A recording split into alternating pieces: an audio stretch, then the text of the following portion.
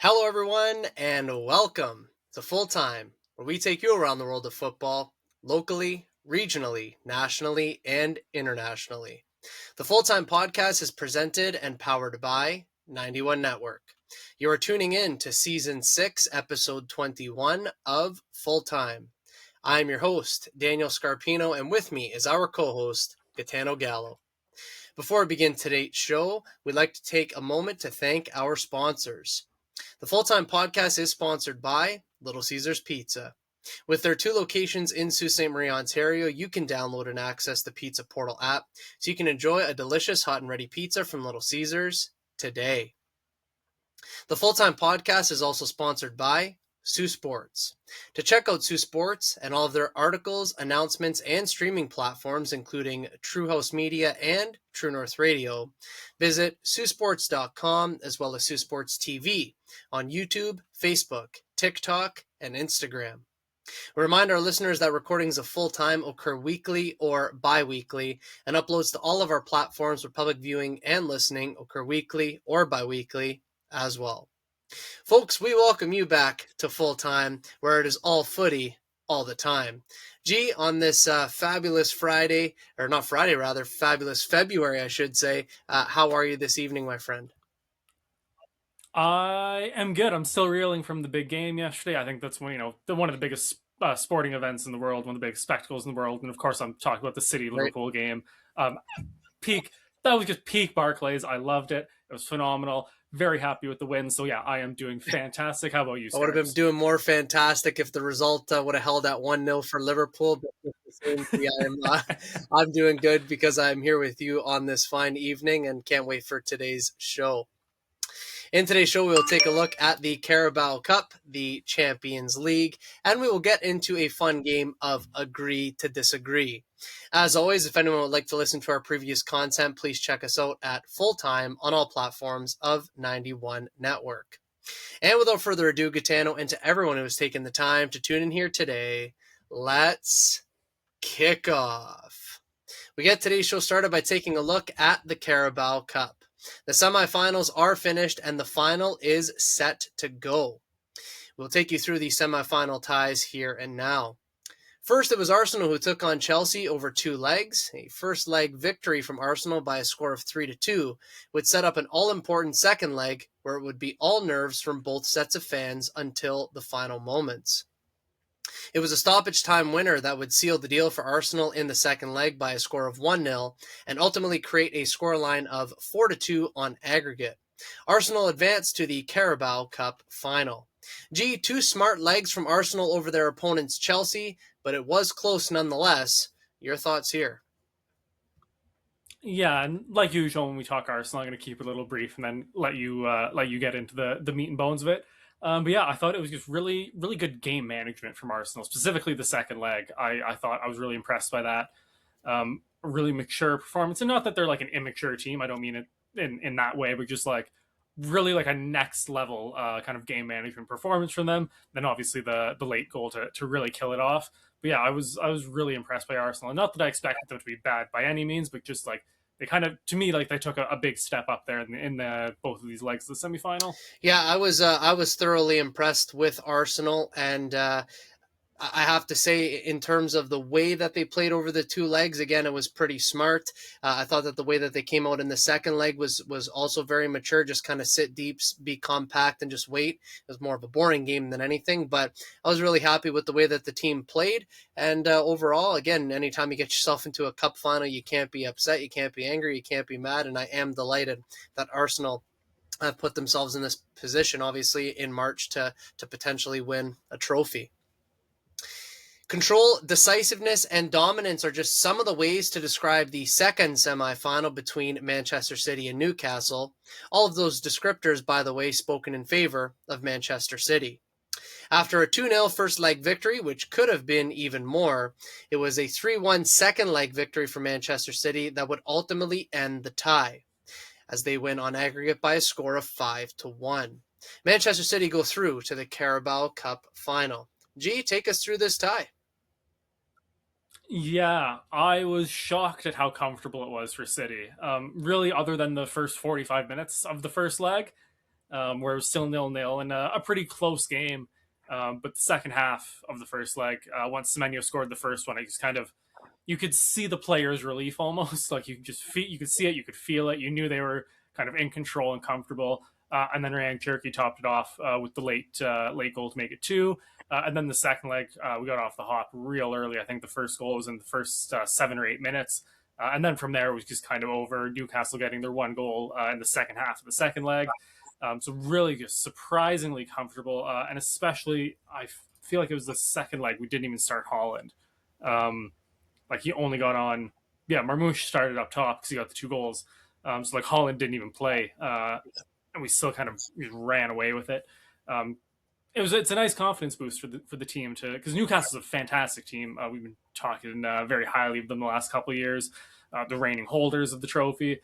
So to kind of knock them off with such ease was a huge confidence boost, I think, for the team. They've been carrying it through kind of since then, and just a really, really confident, comfortable.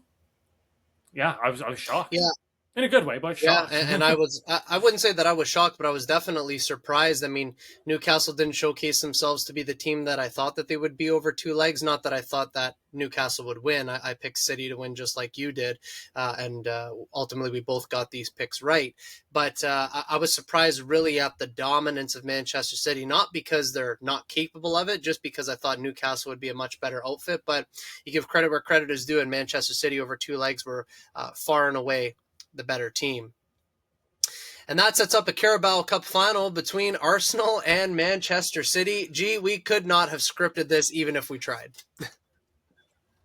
Yeah, do we need to waste time with the predictions Well, thing? I know we're not previewing the final just yet, but I feel like once we get there, we don't really need to do a no, predictions all thing. we're going to do is just the score line because we already know who you're picking. We already know who I'm picking. And I'm pretty sure that the world of football will be probably somewhere split down the middle 50-50. So that does lead us in nicely. Again, this final isn't played for some time, but when the time does come around, I'm sure it'll be nerves for you. It'll be nerves for me. It's the first trophy of the season up for grabs. And as you know better than me, if you can get that trophy, it sets you on your way, hopefully, to do some great things down the stretch.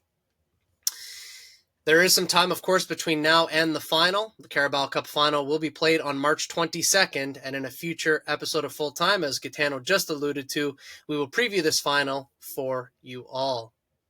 Moving along, we will now take a look at the Champions League. Specifically, we will be taking a look at the upcoming knockout phase playoffs.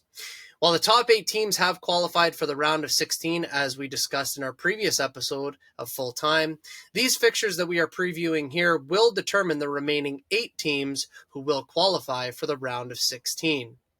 We first get started with Monaco, who will take on the current champions of this competition, PSG.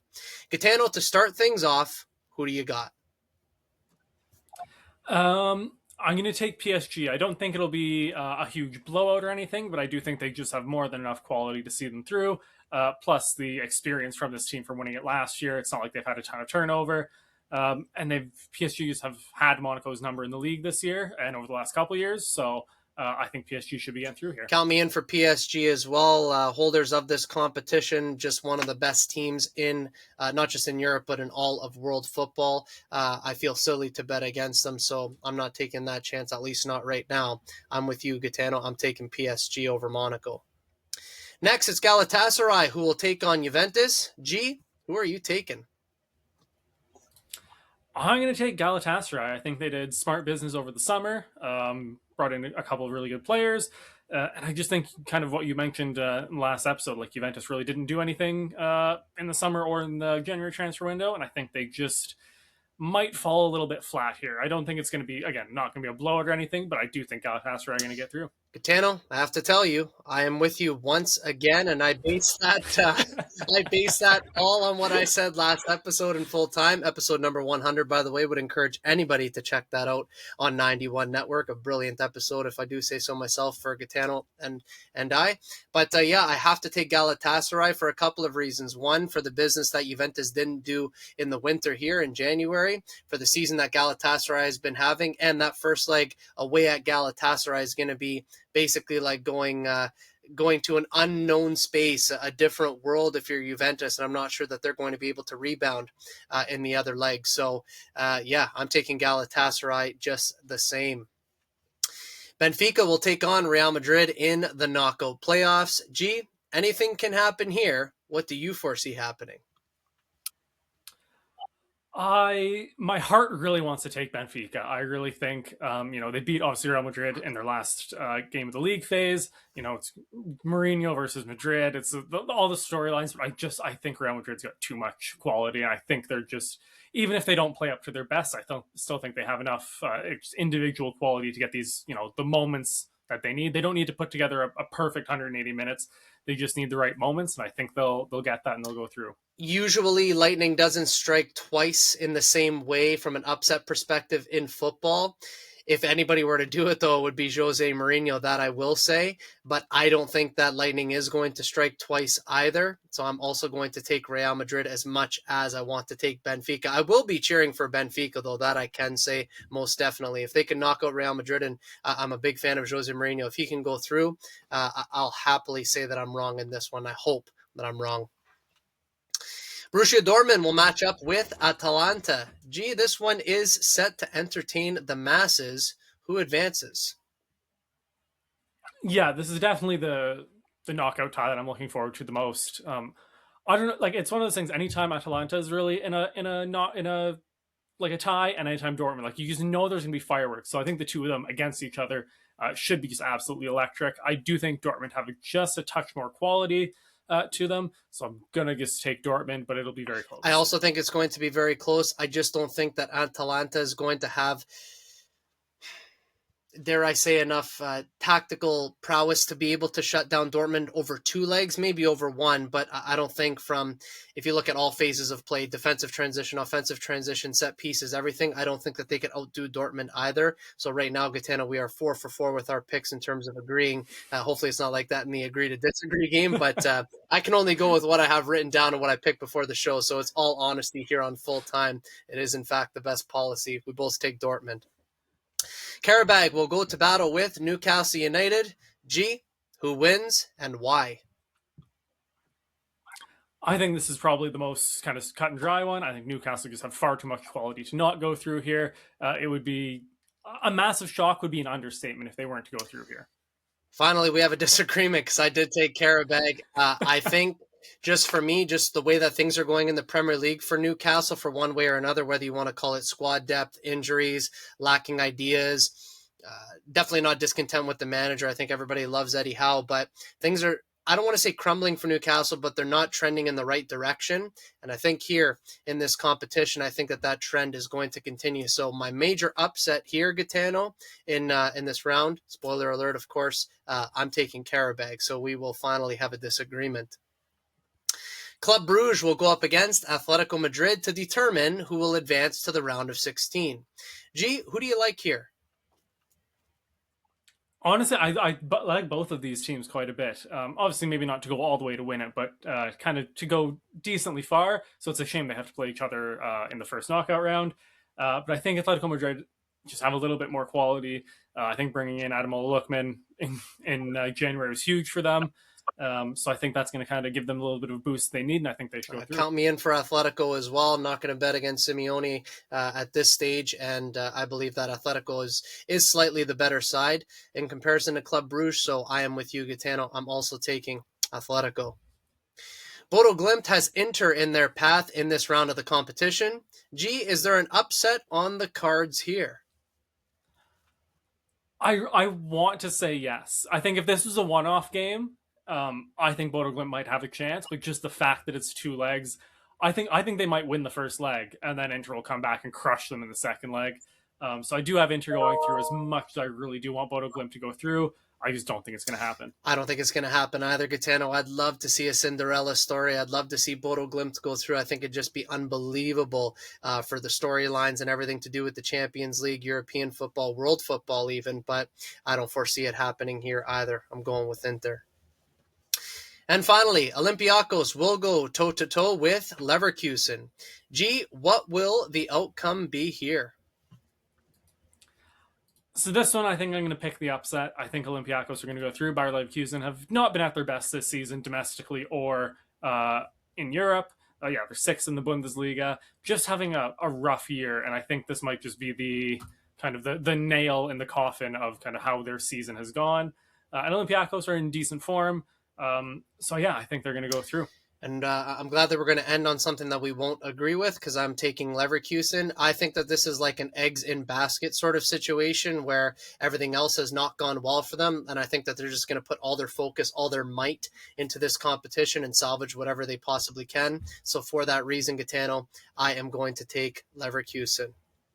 So, G, to review these picks, we mostly agree here for 6 out of 8 of them. You're going to take PSG, Galatasaray, Real Madrid, Dortmund, Newcastle, Atletico, Inter, and Olympiacos.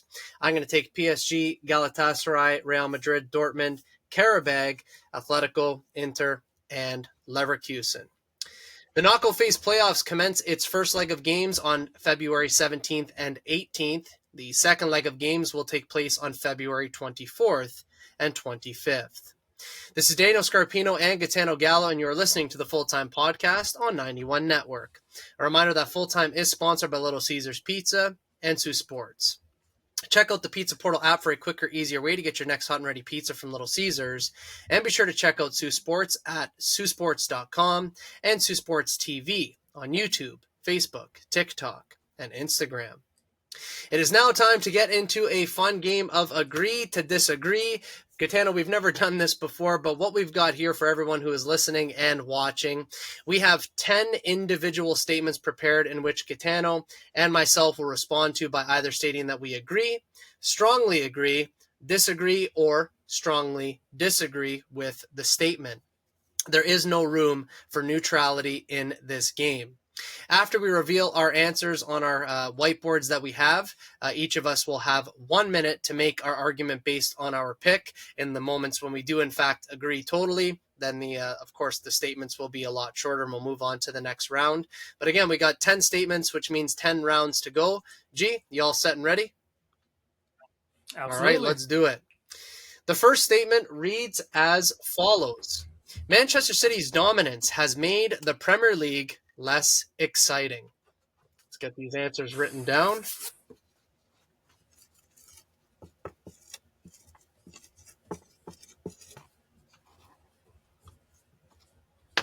Okay. Gitano, all ready? All right, Yep. In 3, 2, 1. Okay, so you've got strongly disagree. I've got disagree. Yes. You're going to lead us off with this first one, G. So you got your 1 minute. Go for it.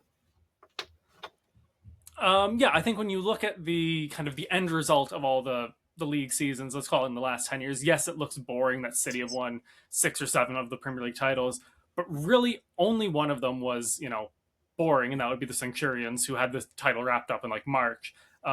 Every other time that City have won the league, even if you go further back to like the Pellegrini and Mancini titles, the titles were won on either last day of season or in like one of the last kind of 2 or 3 match games, which to me is not boring at all. The fact that if they had it wrapped up like PSG or Bayern Munich do, where it's wrapped up in March every year, that would be boring. But City have been winning titles. The Aguero goal, the comeback against Villa, Foden on the last day of the season, 22-23. Like these are 23-24. All of these were like on the last day of the season. Which means you had a super exciting race up to that point. I think it's been fantastic. And yes, I think when you look at the end result, you might be able to call it boring, but how you get to that end result has been anything but. Yeah, so in this case, of course, you chose strongly disagree. I picked disagree. I largely agree with you in everything that you said. I think when you take a look back to now the other side of Manchester United, when they were winning all of those years, I think it could be argued that in some cases, even though maybe some people preferred the level of football that was being played then as more exciting, it was still kind of a boring, almost foregone conclusion that United's going to be there at the end, that they might win. So I think that there's almost been this sort of distasteful sort of thing that Manchester City is always going to be there. Who else is going to compete with them? Hopefully somebody. So for that, I say disagree as opposed to strongly disagree. But I am mostly with you, Gitano, that it hasn't made the Premier League less exciting. If anything, we're still on the edge of our seats every season. Now get ready for the second round of Agree to Disagree. And the statement reads as follows. Arsenal bottled the league the last 3 seasons.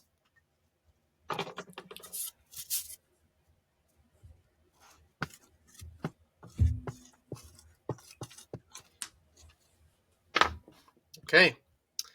Getting ready to reveal our statements in 3, 2, 1. Okay, so I get to lead this one off. So I would say in the last 3 seasons, specifically last season, I don't think anybody bottled it. I think Liverpool just went out and took it. And then if you take a look at the 2 seasons prior, I think with the squad that Arsenal had, they were in a phase where they were building something special and building something with young players. And now, the point that they're at, if Arsenal isn't to win it this season, next season, seasons going forward, it's an absolute bottle job, 100%. But I think for the way in which things kind of phased out, trickled out, and didn't go all the way through for Arsenal the way that we had hoped, I don't think it was a full bottle job specifically last season. I don't think anybody did. So for me, I'm going to say disagree. I can't say strongly disagree because I think we did throw points away. We threw games away. But to say that we had a hand on the trophy, I don't think that we were ever at that stage quite. We were always contending with those big blue sharks, and it was always going to be difficult for us. So I've gone with agree. And I think I can agree with you that like last season nobody really bottled it. It was Liverpool just had a fantastic season and kind of not ran away with it, but they were pretty comfortable winners. So I don't kind of include last season in that.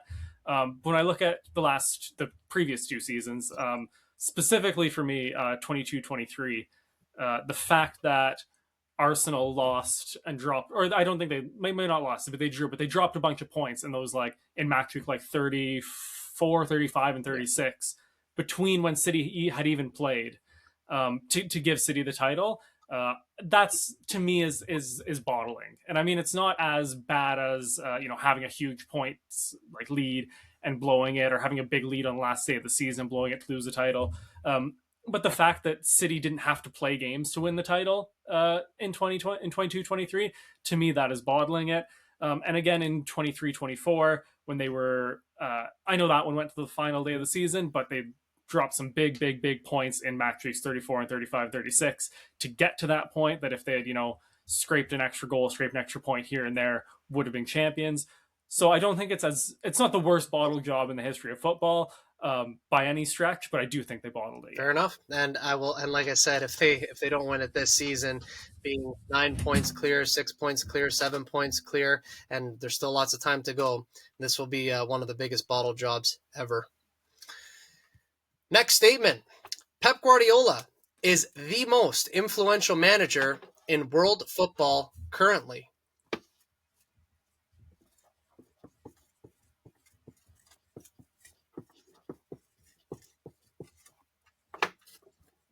Okay. Statements made in 3, 2, 1. Super easy one, Yep, and this one's going to be quick. Gitano, lead us off. Basically, since Pep, specifically when he came to England, obviously he was super influential before that, but once he came to England to City and kind of proved that he could play his football in England, you've seen it trickle down all the way like through the football pyramid into the non-league, where you start build up play with your keeper and your center backs. It's not just 4-4-2 hoof it long. Like he completely changed the way an entire country plays football. You've seen the technical level of players coming through England now. Foden, Bellingham, it's all changed, and it's all players that play that way, his way. I don't think you can say that about any other manager. I don't think even ever. Maybe like Johan Cruyff back in the day, but like even then, I don't know if it's to the level of influence that Pep has had. I just take Johan Cruyff, I think, is a revolutionary, a visionary, the whole bit. So I don't want to compare him in this conversation, but what I do want to do is point to 2 Premier League managers specifically. Sir Alex Ferguson, ages ago, everyone tried to aspire to get to that level from a winning perspective. He set the standard for winning. Arsene Wenger, when he came into the Premier League, he changed the landscape of how players ate, how they trained, how they looked after themselves, pre-game preparations, all of that. when you take a look at football today, every single manager just about in world football is looking at Pep Guardiola. And I'll end off on this. Myself, having gone through, and I'm not bragging, just a long list of coaching courses, having been involved, Pep Guardiola is almost always at the top of the point of discussion when we're talking about different topics in coaching. He by far is the most influential manager in world football. So we both strongly agree, Gitano. Next round. This one should be a good one. If Mikel Arteta doesn't win the Premier League this season with Arsenal, he will be sacked.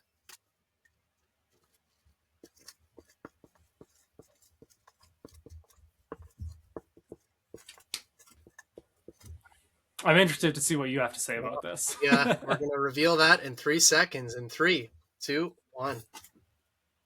Wow. Okay. So I get to lead this one off. This project that Arsenal has, whether the fans have the discontent or not, if Arsenal doesn't win the Premier League this season, I certainly will be one of those fans, because you can't be in this position now and not win it.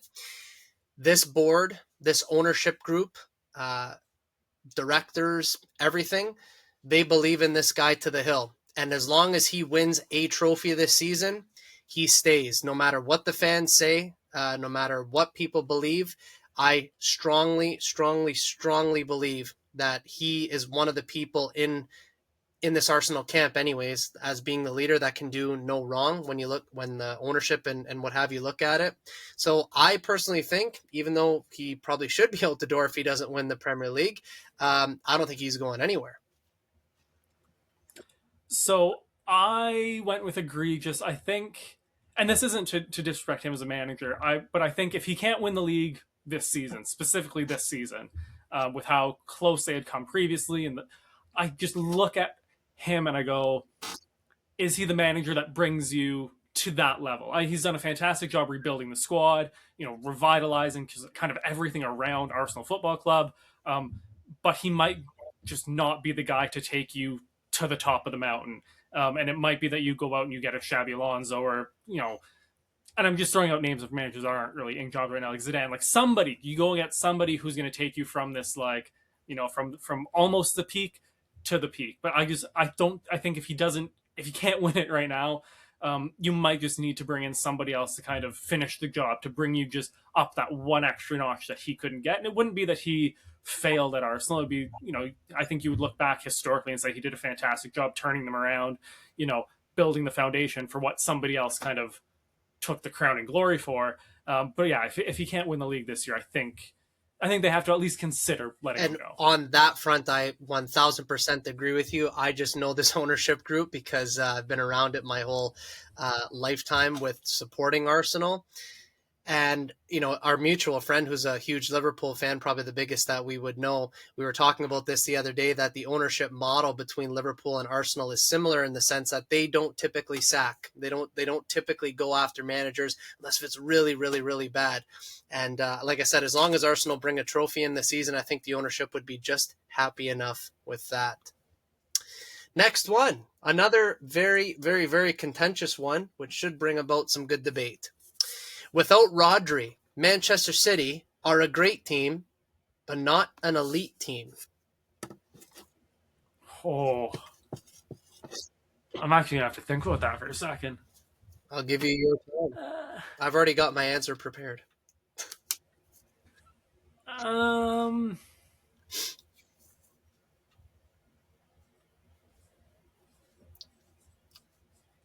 That's a tough one, but yeah, I got something for you. All right, let's have it in 3, 2, 1.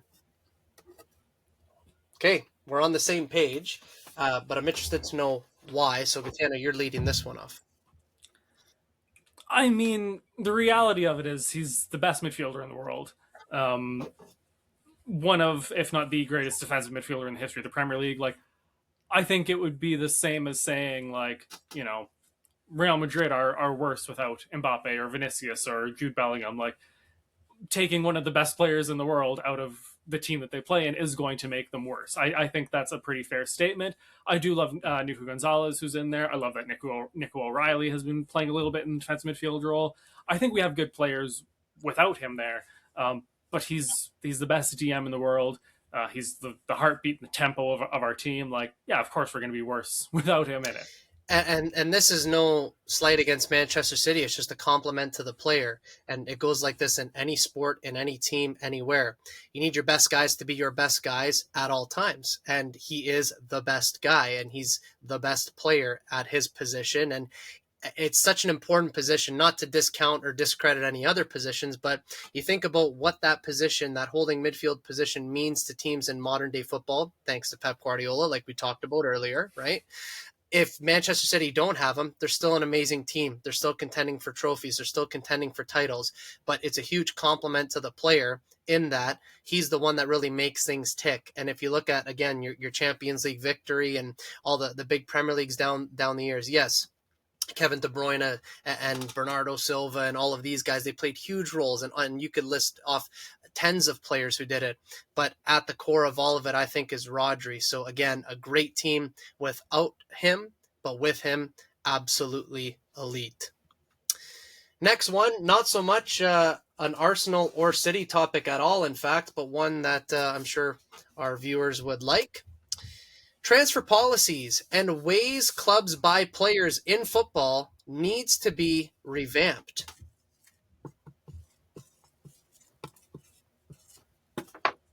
Should have asked this like 9 days ago. Exactly that.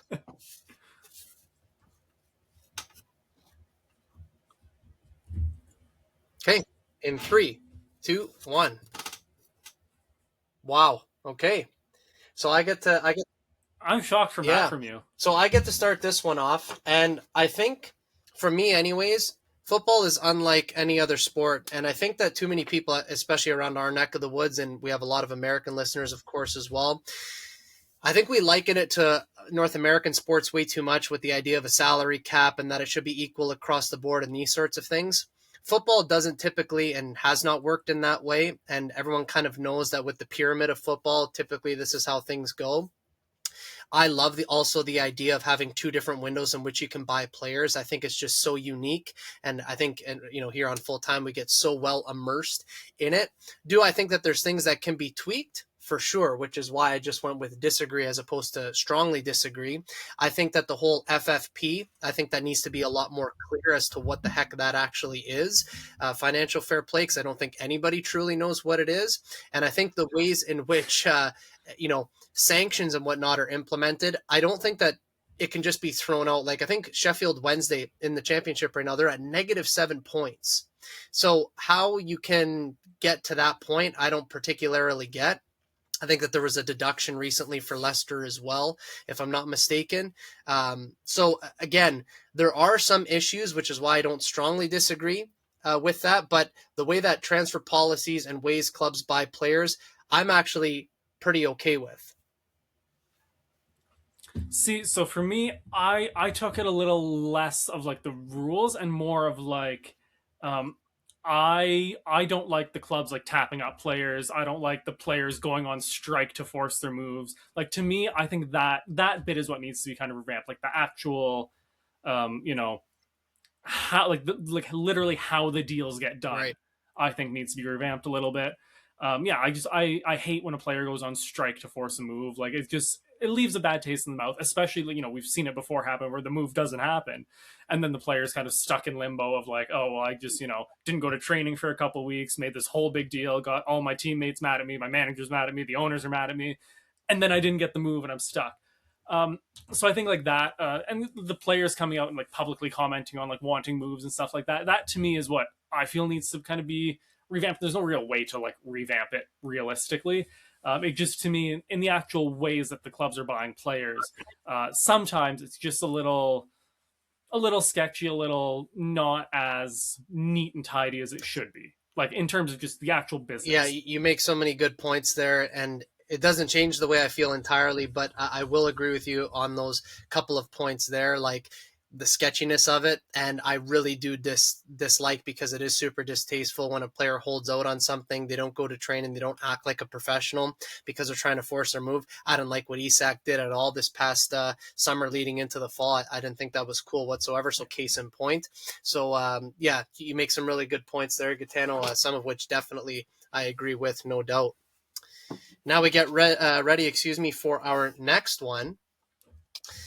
The verdict delay against Manchester City's 115 charges will force Pep Guardiola to leave the club.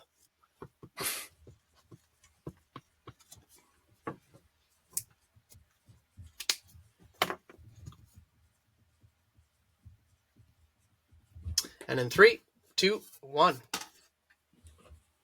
Okay, so I think that we're going to see this in a similar way, but Gitano, you are leading us off on this one. Yeah, so I went with strongly disagree. The press conference that he had after the 115 charges came out, I remember like sitting, I was getting my tires changed. I was sitting in the auto shop, like reading all the quotes coming out. And Pep was talking about, he's like, if they relegate us to League Two, I'm staying. I'm not leaving up. If we go to League Two, I'm staying. Like, and he was rhyming off all the old players that had played for us in the Championship and the old League One and old League Two and all that. He was basically saying like, I'm not going anywhere. Like, I'm not leaving regardless of this. And I don't think that's changed for him. So yeah, I think kind of whatever the charges end up resulting in, whenever we end up getting them, if we ever end up getting anything out of it, I don't think that's going to have any impact on him deciding to leave. Yeah, and I went with disagree, and I agree with everything that you said. I also remember that press conference in about the League Two statements and all of that. So yeah, he's City through and through. The only thing that I would say, whether he leaves next season, 2 years, 3 years, whatever, I do think that the longer anything sort of stretches on, I think it could have some wear and tear on a person, and it could just be a case of, you know what, I was going to stay 1 extra year, but I'm just going to leave now. So maybe he wouldn't stay to the full extent that he would have originally wanted to, perhaps, depending how long this gets stretched. But again, you want to talk about unknowingness with transfer policies and FFP and everything else. This is probably the most unknown thing in football. So I'm with you largely, Gitano. You say strongly disagree. I say disagree. I don't think that this forces Pep to leave at all. Next one, Arsenal are closer to winning the Champions League than the Premier League. Oh.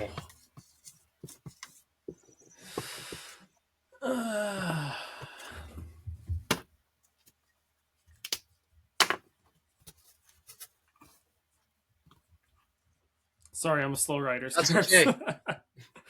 I do a lot of writing. I'm trying to make sure. I do a lot of writing every day. I'm trying to make sure it's just actually legible for you. You know what? For me being a teacher, mine is incredibly poor. Thank God we have computers. 3, 2, 1. Okay. I'm glad you have some common sense. And I lead us off, and this is going to be short.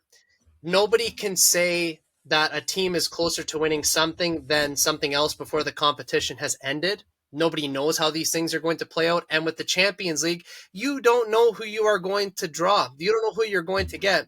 Yes, Arsenal are in the round of 16, just like Manchester City, because we both made the top 8. We could draw. I picked an upset with Carabao. We could draw a Carabao, but guess what? We could also draw a PSG. Like anything can happen. This statement for me is a strongly disagree. We don't know the outcome of anything until it happens, of course, but we don't know until we're right close to it, and we're still so far away from it.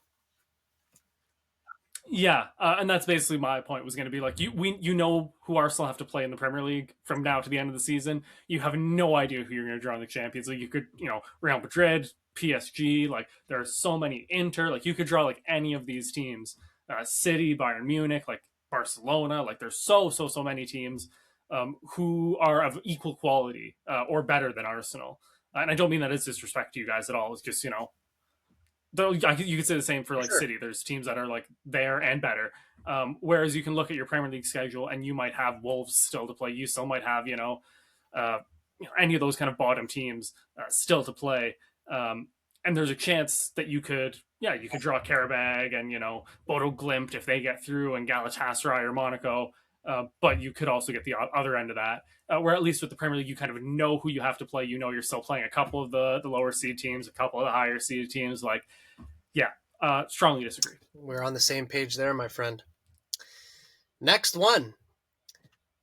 Pep Guardiola would struggle at a club without elite recruitment and resources.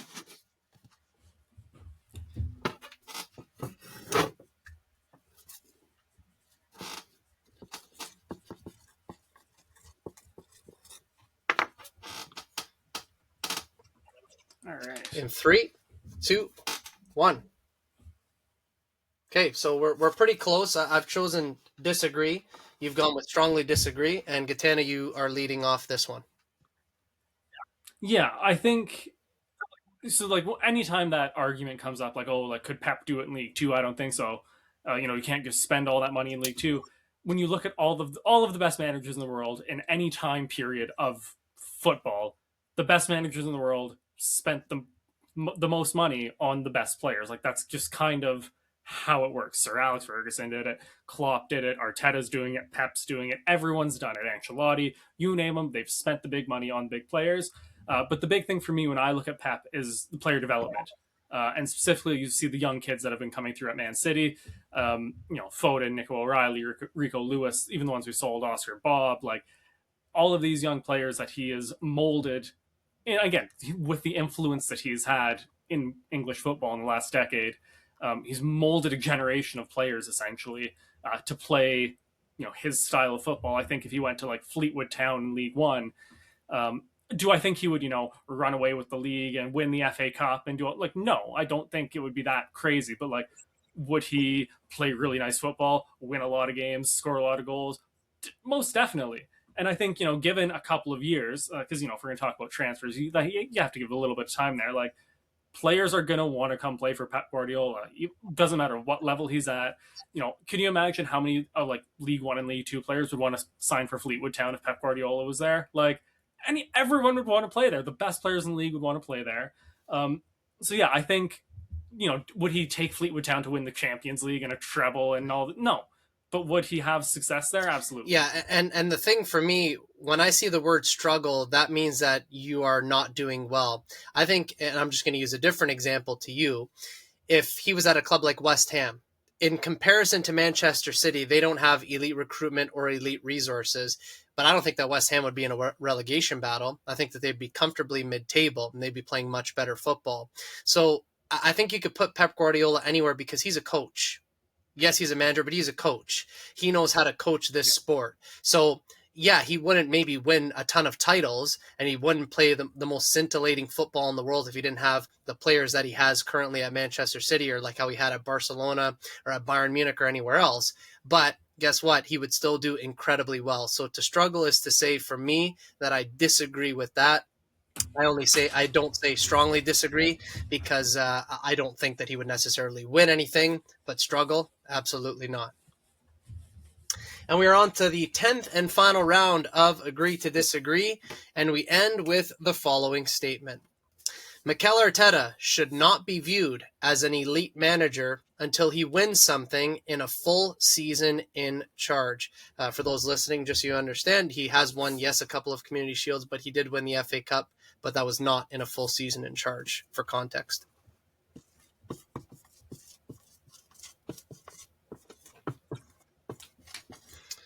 All right, Gitano, last round in 3, 2, 1. I'm surprised. I like to say and believe and think that I'm fair in my assessment, so I strongly agree with that. If you want to be viewed as an elite manager, I consider Mikel Arteta to be good, bordering on excellent. But if you want to be in the class of great, elite, world class, you've got to win things. That's the nature of football at the professional level. He hasn't won anything in a full season in charge. I credit him for winning the FA Cup and the run that he went on to win it, but it wasn't in a full season in charge. He now has his team. He now has his guys. He now has his players. He now has his process, as it's been coined for the last 6 years. So yeah, he can't be viewed as elite until he wins something in a full season in charge. But I would still say at this moment in time, he can still be viewed as very, very, very good, which I do, but definitely not elite. Yeah, and I also strongly agree for exactly the same sentiment, and it kind of ties into the previous one we were talking about, whether Arsenal should sack him or not. Like, he can be a great manager, but like until you win something, you aren't to be the best. You have to be Right. the best, and I think until he wins. Would you say a Carabao Cup? Would you give him a Carabao Cup to make him an elite football Well, manager? he's got to win a major. You got to win a major. So Okay. like FA Okay. Cup, Just an making FA sure. Cup and a full season in charge would be great. Well, Oh I'd be yeah. happy with that. But for me, as a fan looking in and have been looking in for the past whatever however long I've been a fan, since like 2002, 2003, you need to win a Champions League or a Premier League in a full season in charge. That's just me. Yeah, no, I think that's fair. And again, he can be right on that borderline. I think he is right on that borderline of being an elite manager. You have to get over that hump, and just right now And he that's has it. exactly it. And I think that there's a long list of managers that you could look at throughout the history of football, even recent history of football, who've been so good, so good, but you wouldn't class as elite. Right now, Mikel Arteta is in that. But the nice thing about it is that time is on his side. He's still very young. Gee, that brings us to the end of our first ever game of Agree to Disagree. The friendship is still intact, so well done. And this was a good bit of fun. We'll do it again. Yeah, no, absolutely. I'm really glad we didn't just agree on everything. Like that was my big worry, was that, like, I knew you had a couple controversial ones in there, and I was like, I'm gonna be so upset if he throws these like controversial ones in there and we still like fully agree. So I was very glad to disagree with Yes, you tonight. and on out note agreements, I think we'll have to run the tape back once this gets published, but I think we only agreed out note on 3 of them where we picked the exact same thing. So even in the cases where we both Not too disagreed, bad. sometimes it was strongly disagree versus disagree. So yeah, it was good to have a good bit of debate back and forth. So well done. Like I said, we're going to do this again in the not too distant future, and a few more episodes like this to come. So thanks for that, G. This is Daniel Scarpino and Gitano Gallo, and you're listening to the Full Time Podcast on 91 Network. A reminder that Full Time is sponsored by Little Caesars Pizza and Sioux Sports. Check out the Pizza Portal app for a quicker, easier way to get your next hot and ready pizza from Little Caesars. And be sure to check out Sioux Sports at siouxsports.com and Sioux Sports TV on YouTube, Facebook, TikTok, and Instagram. Ladies and gentlemen, that is Full Time. As we bring today's show to a close, we want to extend our thanks to each of you for tuning in. G, well done this evening, my friend. Well done to you as well, Scarps. Kicking off right where we left off with 100. So hopefully the next 99 are as good, if not better, than Well, this. I think that we've gotten ourselves off with here 101 on the right foot. So on we go, and upward we go together. A reminder to our listeners that the next episode of Full Time will be recorded the week of February 23rd, 2026. In that show, we will take a look at Europe's Big Five, the Champions League, the FA Cup, and a preview of the MLS season. As always, we will keep everyone in the loop with all of the happenings in the world of football. For weekly content, make sure to hit like, follow, share, and subscribe to all platforms of 91 Network on YouTube, Spotify, Facebook, Instagram, TikTok, Podbean, and Spaces at suitoday.com.